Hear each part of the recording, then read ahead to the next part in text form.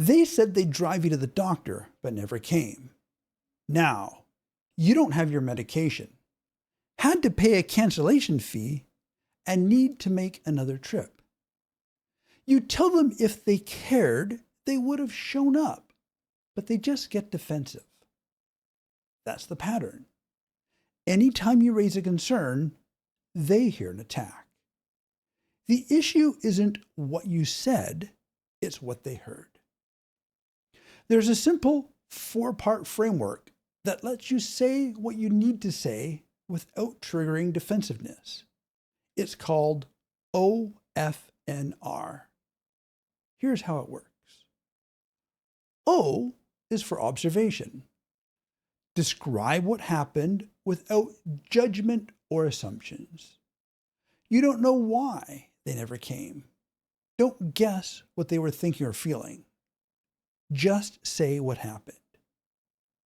You said you'd drive me to the doctor and never came. F is for feelings. Not everything that sounds like a feeling actually is one. I'm anxious. I'm frustrated. Those are feelings. I feel uncared for. That's not a feeling. It's a story.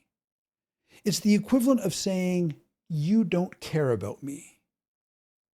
People can feel multiple things at once.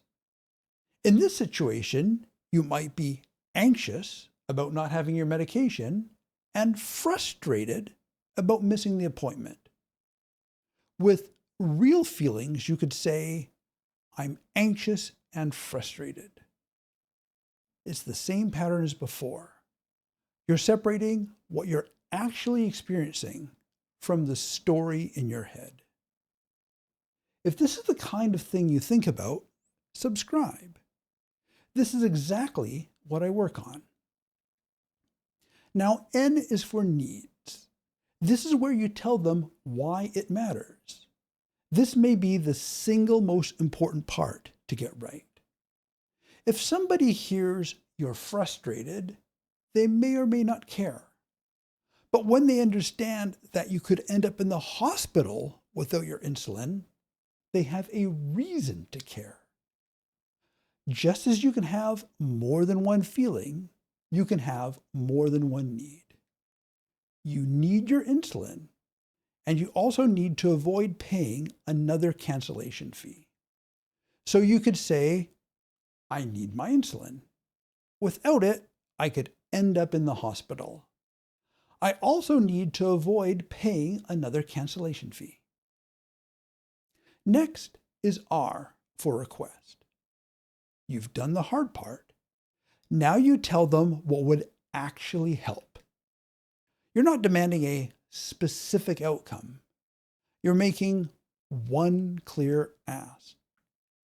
Something like, next time you're picking me up, please let me know as soon as possible if something comes up, so I can make other arrangements. Here's what it sounds like when you put it all together. You said you'd drive me to the doctor and never came. I'm anxious and frustrated. I need my insulin. Without it, I could end up in the hospital. I also need to avoid paying another cancellation fee. Next time you're picking me up, please let me know as soon as possible if something comes up so I can make other arrangements. If you want help applying this in your own life, there's a link below to book a session with me. If this is the kind of mistake you want to stop making, everything in this playlist is about exactly that. It's right there.